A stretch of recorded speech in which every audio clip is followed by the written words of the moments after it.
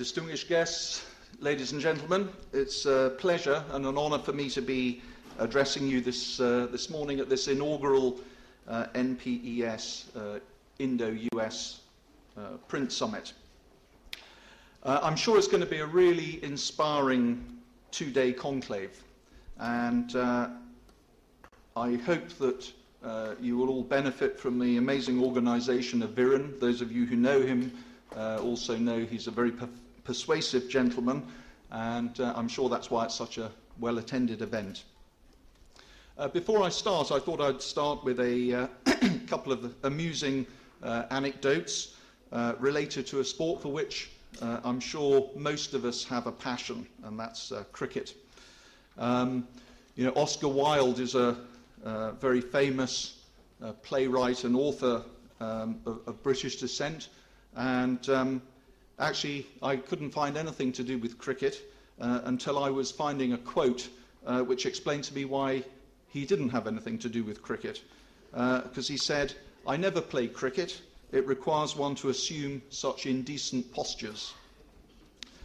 Then there's something else that I just picked up that I thought was quite amusing that I'd share with you, and you may remember a very fierce Australian bowler called Merv Hughes, who had a massive handlebar moustache, and he was rather less impressed with Javed Miandad when he was playing in a match between Australia and Pakistan.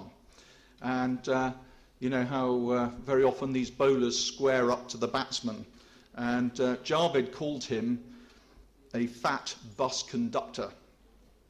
And I can sure you can imagine Merv was less than impressed with this. However, he got his man a few balls later, and as Javed was heading towards the pavilion, he shouted, "Tickets, please." So, it used to be said, there were two sure things in life, death and taxes. And I feel actually that there are three sure things in life: death, taxes, and change. So let me start with a few random twisters on that. When was the last time you actually sat through all 5 days of a test match? When was the last time that you penned a letter, put a stamp on it and dropped it in a postbox? When was the last time you visited your bank to talk to a bank manager? And when was the last time you visited a public phone box? The answer to most of these questions is probably, I can't remember, or quite some time ago. And many aspects of our daily lives have changed without us even being conscious of them. But two things are for sure. The pace of change is accelerating, and it's increasingly causing us to make deliberate adjustments in the way we live, work, and exist. And here's a couple of examples. I love music. I love collecting it and listening to it. But imagine today was the 11th of September, 1998. I would have collected thousands of gramophone records into my house, and I would be storing them, and I'd probably need a very large room or even a big house to store them. Imagine also the organizational skills I would need to store, sort them, archive all of my music collection, not to mention the cost. And if someone else wanted to hear something in my music collection, how on earth would they be able to find it without my help?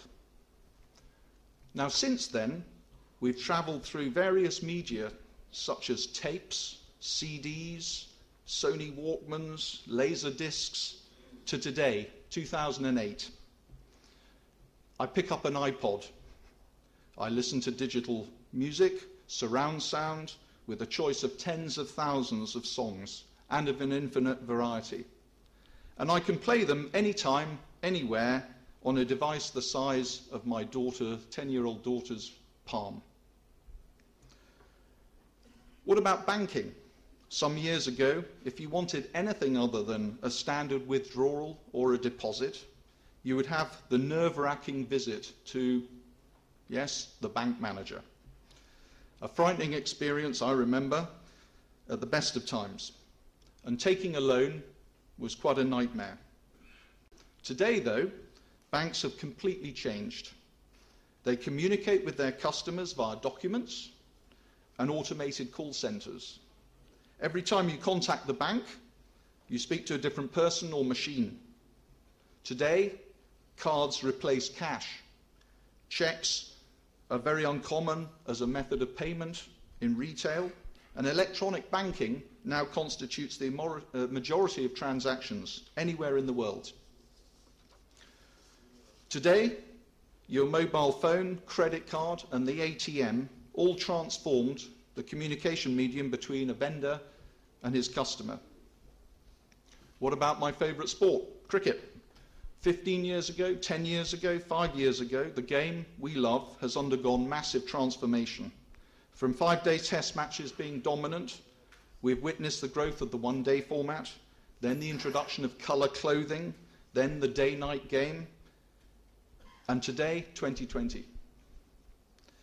So enough examples for the moment. The message is change is a sure thing. It is constant, it's accelerating in pace, and it's unstoppable. Now, a common thread in driving change is technology. Someone might invent it, and someone else will take advantage of it.